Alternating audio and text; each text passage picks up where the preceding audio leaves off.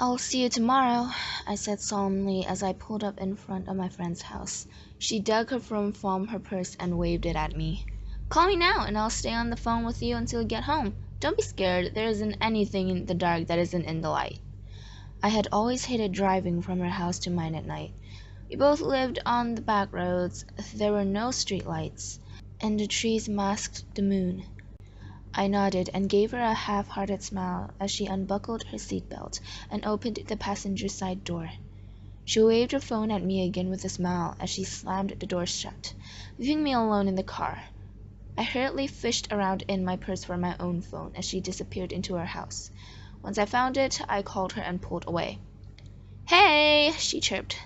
"I hate my life," I moaned. "You'll be fine. Why don't we have to live on such creepy roads?" "I don't know, maybe we should both move into town," I joked. "Maybe we should just move in together and not worry about driving at all," she replied with a giggle. I sped along the curvy road, narrowly missing an opossum that was lounging on the shoulder.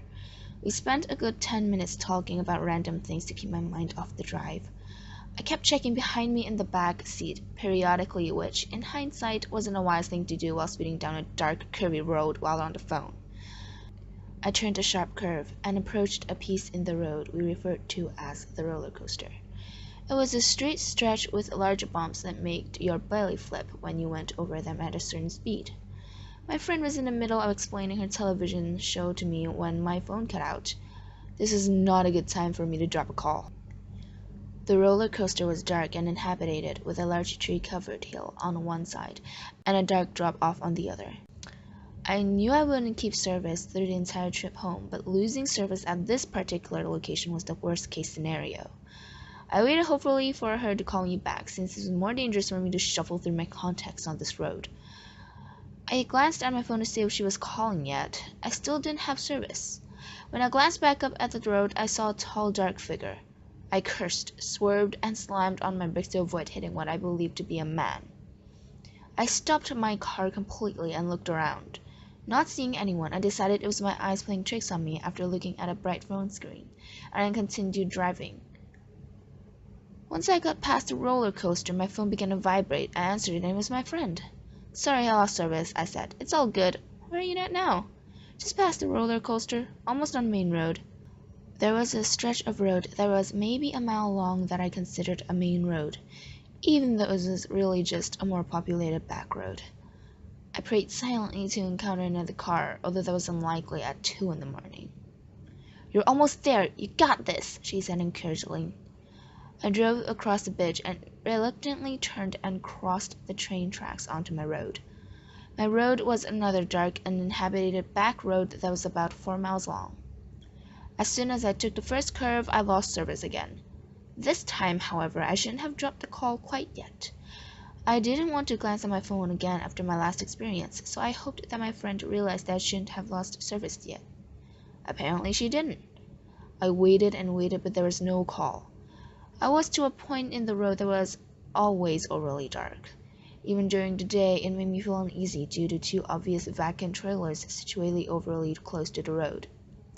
With my peripherals, I saw another tall shadow by the road, not even 2 feet from my car. I glanced in my rear-view mirror and saw nothing. When my eyes darted back onto the road, I saw him. He was the size of a taller gentleman, cloaked in shadow. The only features I could see on his darkened face were the glimmers of his eye. He stood close by the road in the curve that I was about to inevitably pass through. He slowly lifted a dark arm, and I could see that his thumb was pointing upwards. I tried my best to focus on the road as I sped like a bat out of hell around the curve. I could have swore I heard a low, deep, monotone voice behind me say, "Drive carefully." I looked in my rearview mirror and briefly thought I saw a dark shadow in my back seat. I whirled around and saw nothing but a bunch of old clothes and empty McDonald bags that I had tossed back there carelessly. I turned back to face the road and sped the entire way back to my house. I haven't driven alone at night on those roads since. I will tell you now, this story is true. You can't say it was my imagination, but I've driven those roads at night, scared out of my wits more than once. That was the first time I saw anything abnormal, and the last time I will ever drive those roads in the dark. My friend can drive herself from now on. I am done. I should also tell you and this may very well be unrelated to what I saw that night. But the next morning my husband was walking up the road and saw a large crudely sharpened butcher knife at the end of our driveway.